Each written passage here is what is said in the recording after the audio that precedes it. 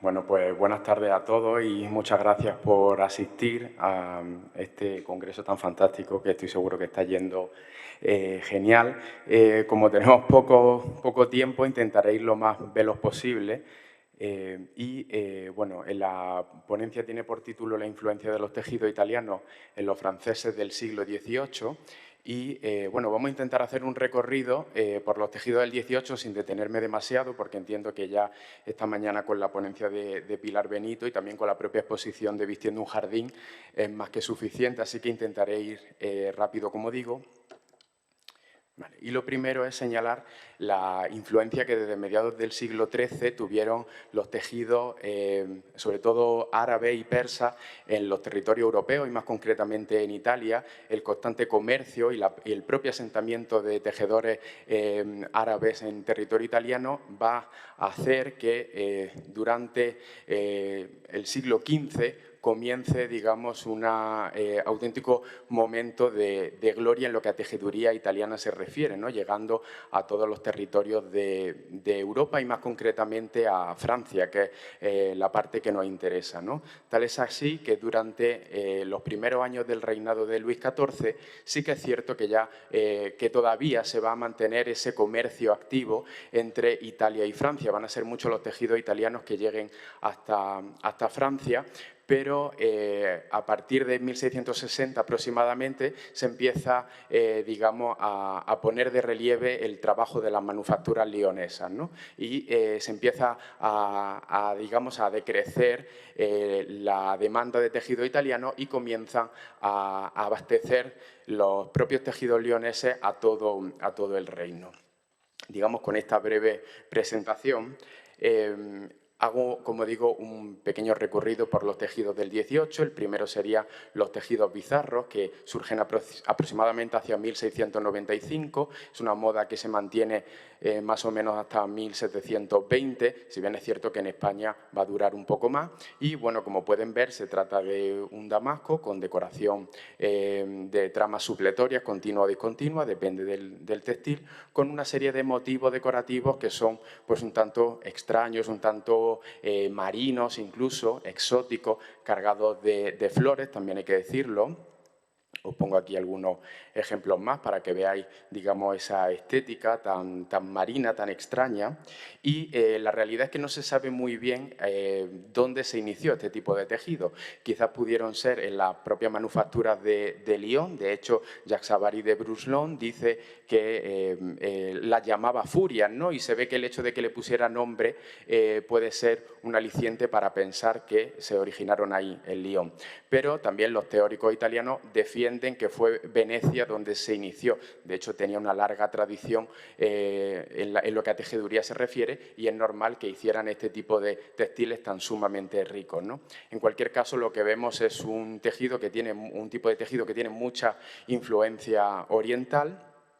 Y tal es así que incluso si lo comparamos con esos tejidos que aún se conservan, ¿no? Chinos, por ejemplo, del siglo XVI, es indudable la dependencia que tienen con respecto a ellos, ¿no? Pero como esto se trata de ver un poco esa influencia de los tejidos italianos en los franceses, me gusta centrarme en algunos casos, como por ejemplo estos, ¿no? Que son ya pues prácticamente los dos del siglo XVII, donde vemos unos motivos muy similares a esos que hemos visto en el siglo XVIII. Y también es característico que en los tejidos bizarros aparezcan una especie de bulbos, una especie de frutos cerrados.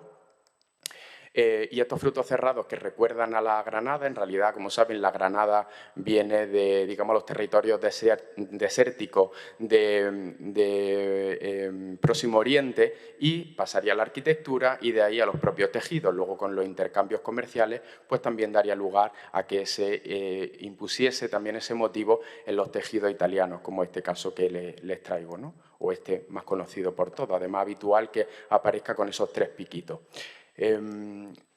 Por supuesto, también es habitual que aparezca en el llamado motivo de la granada. El motivo de la granada no tiene por qué ser una granada, es un nombre que se le pone en el siglo XIX. Generalmente tiene un fruto decorado con flores, decorado con hojas, con un marco polilobulado alrededor. y más concretamente estos que llamamos terciopelo a inferriata, que es un terciopelo donde aparece una hendidura que va creando esa decoración, generalmente está decorado con bulbo. Esto es un tipo de terciopelo que surge en Venecia, pero luego el resto de manufacturas como Lucca, como Florencia o como por ejemplo Génova, también van a recoger estos mismos motivos. En cualquier caso, lo interesante es cómo tanto los motivos esos italianos, que son un poco extraños, que vienen directamente de lo oriental, como la propia representación de bulbo, y también los que aparecen en el motivo de la granada, parecen ser un claro antecedente de los tejidos bizarros, como digo. Luego tenemos los tejidos de encaje, que lo que hace es imitar un encaje sobre un fondo más oscuro, generalmente acompañado de flores, también con una especie de hojas blondas que van colocándose en torno a un eje de simetría, aunque luego a veces con el corte del propio traje pues a veces se pierde. Y evidentemente tiene un claro antecedente en todos los encajes que a lo largo de la Edad Moderna tuvieron tanta presencia en la indumentaria y la que no hace falta que me detenga, puesto que aquí se analiza de sobra, ¿no? Aunque, bueno, por traerle un ejemplo, el caso del famoso cuello Medici, ¿no? que parece que pone de moda Catalina de Medici y que los más ricos estaban rematados con ese encaje. Luego tendría una fuerte presencia a lo largo de todo el siglo XVII, con las valonas, con el ringrave, con las puntillas de encaje, con las propias corbatas o los remates de los vestidos. Luego también señalar el caso de dos motivos de la granada que tienen una especial importancia, puesto que en el Tratado del Arte de la Seda del siglo XV se hace referencia a estos dos motivos, que son los tejidos de Camini y los tejidos a gricha. Nos vamos a detener en los primeros, en los del frontal de altar, para que veáis algún ejemplo más concreto, porque estos motivos veis que sigue teniendo el motivo de la granada y tiene una serie de caminos que van estructurando esas decoraciones, digamos, horizontales, a base de bandas, ¿no? A base de filas. La derivación, ¿no? La transformación de este motivo lleva a lo que se llama el cheselato, que es un tipo de decoración que se hace en el terciopelo, que como veis se vuelve casi un poco transparente, ¿no? Salvando la distancia, y se ve tanto en el propio motivo de la granada como en los propios abrazaderas o motivos de unión, ¿no? E incluso en estos tejidos que son mucho más arabescos, sobre los que tanto se ha debatido, ¿no? Sobre si son españoles, si son italianos, estos generalmente estaban ricamente decorados con este anillado por trama, y los que eran menos ricos que estos de anillado por trama también hacía un mismo efecto cheselato, aunque no fuera un terciopelo, pero sigue haciendo ese mismo efecto casi transparente, como digo, ¿no? Al final, la unión de esos encajes con el propio efecto cheselato parece ser también un claro antecedente de los tejidos de encaje de los años 20 del siglo XVIII. Luego pasaríamos a los motivos naturalistas, que tienen unas grandes flores tridimensionales a base de diferentes tonos de un mismo color, y aquí por poner un ejemplo también del Museo del Traje, aquí este famoso cuadro que también es bastante explicativo.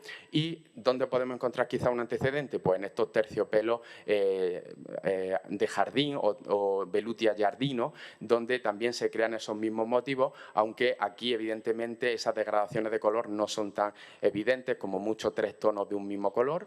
Generalmente se dice que los motivos naturalistas del XVIII son asimétricos y los terciopelos genoveses, porque generalmente son de Génova, son simétricos, y sin embargo vemos que también los podemos encontrar de las dos maneras, ¿no? En cualquier caso, parece también ser un claro antecedente uno de otro.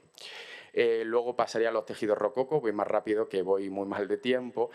Básicamente aquí pasan por colores pasteles, decoraciones sinuosas, donde se van engarzando esas florecitas o esos ramilletes, y como a partir de los años 50, o sea, el rococó digamos que sobre todo a partir de los años 40, y a partir de los años 50 un mayor uso del hilo metálico.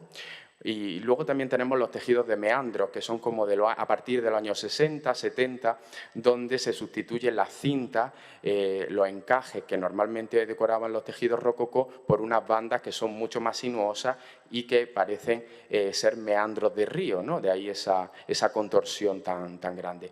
En cualquier caso, como digo, también parece tener un antecedente en estos tejidos a gricha, con el motivo de la granada. Vaso rápido, también en este vaso fiorito, generalmente enmarcado en esos tallos, a veces recogidos con abrazadera o a veces sin ellas, lo cual lo relaciona mucho más con estos tejidos rococó o de meandro. También encontramos estos tejidos donde lo sinuoso se vuelve un poco más estirado. Y bueno, aquí otro ejemplo más en dibujo, y este con un poco más de movimiento. En cualquier caso, como digo, todos estos tipos de tejidos parecen ser antecedentes de los rococó y de los meandros. Hay una etapa final del rococó en los años 60, donde se vuelven los motivos mucho más depurados, los tallos más finos bueno, también parecen tener un antecedente en estos tejidos que a veces pueden ser denominados arabescos, ¿no? Porque se crea toda esa maraña de tallo y, como digo, parecen ser antecedentes de esto.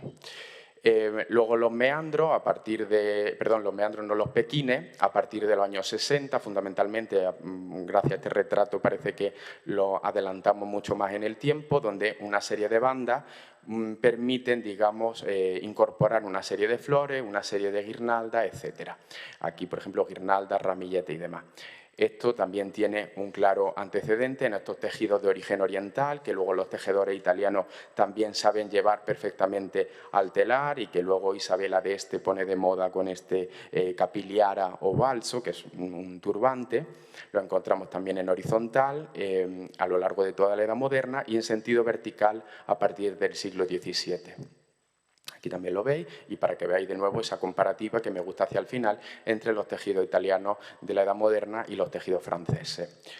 Igual los tejidos de retícula, también a partir de los años 60-70, con una florecita o quizá algunos ramilletes en su interior, y parecen derivar también de esas redes ojivales que hemos visto antes, del vaso fiorito también enmarcado, y en un sentido más diminuto en todas estas redes, estas retículas que encontramos a lo largo de los siglos XVI, XVII y XV, o estos que son amatse, que son con una especie de ramas partidas o de S. Y, como digo, todos ellos parecen ser también antecedentes de la retícula. Y ya para terminar, que me van a echar ya de aquí, tenemos los motivos al trepolillo, donde pues, una serie de flores o lunares o quizá otros motivos van variando de hoja, se disponen, digamos, de tal manera que si una fila es A, B, A, B, A, B, la siguiente fila será B, A, B, A.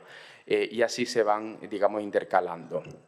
Lo vemos, por ejemplo, en forma de lunares o en forma de hoja. Aquí se van alternando con las flores, aquí directamente con ramilletes florales y aquí para que veáis esa trascendencia, ¿no? O de dónde procede todo esto, porque sí que es cierto que en el siglo XIV ya se hacían este tipo de tejidos en Italia, pero estaban realizados por tejedores que venían también de Oriente, y luego ya en el siglo XV sí que lo encontramos como propio de manufactura italiana, ¿no? De hecho se llamaba tejido isolati, y lo encontramos pues, igualmente de lunares, pues aquí en forma de estrella o de llama, de nuevo lunares, de palmetas, de hojas, de nuevo esos motivos amatse, o los ramilletes muy parecidos a los del 18, ¿no? Aquí encontráis otros ejemplos, también con motivo a tre fiori, que es característico de los damascos del siglo XVII de Liguria o de Toscana, aunque bueno, originariamente siempre se ha dicho que son de Lucca. Y luego para que de nuevo veáis esa comparativa, ¿no? Por ejemplo, aquí con estos dos tejidos de hoja, tanto uno de la Edad Moderna italiano como otro del siglo XVIII francés, que no necesariamente tienen que ser franceses, simplemente que son los diseños del momento, o por ejemplo estos con los italianos y los franceses. Y a modo de conclusión, pues evidentemente creo que queda claro que los tejidos franceses tienen un claro referente con los tejidos italianos que se desarrollan a lo largo de la Edad Moderna, y donde sí quizá hay un gran paso con respecto a los tejidos anteriores es en la evolución de la tejeduría, en los nuevos tintes, en esos colores tan llamativos que hemos visto en los tejidos del 18 y también en las propias degradaciones de color que se han planteado, ¿no? Que son mucho más novedosas de lo que se había hecho anteriormente en Italia. Y nada más, muchas gracias.